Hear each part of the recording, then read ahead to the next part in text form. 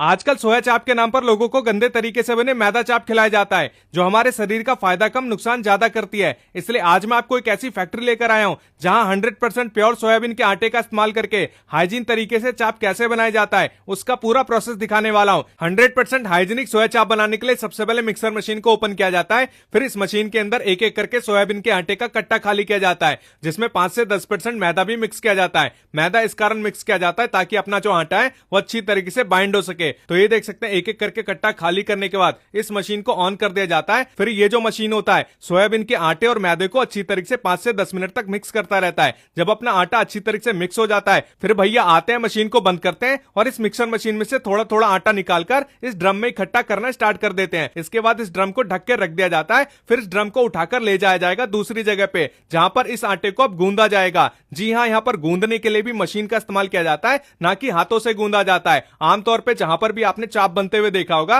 वहां पर अनहाइजीन तरीके से हाथों से पैरों से आटे को गूंदा जाता है, लेकिन यहां पर चाप बनाने का 80% काम केवल मशीनों के द्वारा किया जाता है। जब 5 से 10 मिनट के बाद अपना आटा अच्छी तरह से गुंज जाता है फिर भैया थोड़ा थोड़ा आटा मशीन में से निकालते रहते हैं और सारे वर्करों को इस तरीके से देते रहते हैं। तो ये देख सकते हैं भैया ने सारे वर्करों को आटा दे दिया है। इसके बाद जितने भी वर्कर होते हैं इस आटे में से थोड़ी थोड़ी लोइयां तोड़ते रहते हैं और यहां पर लकड़ी की स्टिक में इस तरीके से चाप का शेप बना के इसको लपेटते रहते हैं। और चाप सोयाबीन से बने होने की वजह से इसमें हाई फाइबर और हाई प्रोटीन भी होता है जो कि किसी भी नॉनवेज के मुकाबले कहीं ज्यादा होता है। तो ये देख सकते हैं एक एक करके सारे वर्कर मिलकर यहां पर चाप बनाते रहते हैं और इसको ट्रे में इकट्ठा करते रहते हैं जब तक अपना ट्रे भर ना जाए। जब काफी सारा चाप इकट्ठा हो जाता है फिर भैया चाप की ट्रे को उठाते हैं और इस बॉयलर के अंदर एक एक करके सारे ट्रे को पलटना स्टार्ट कर देते हैं। जब सारे ट्रे को पलट देते हैं फिर इस बॉयलर को कम से कम 20 मिनट के लिए बंद कर दिया जाता है और 20 मिनट के बाद जब बॉयलर को खोला जाता है तो सारा का सारा चाप यहां पर फूल जाता है, गर्म हो जाता है। फिर सारे गर्म चाप को ठंडा करने के लिए भैया छलनी की मदद से गर्म पानी में से चाप निकालते रहते हैं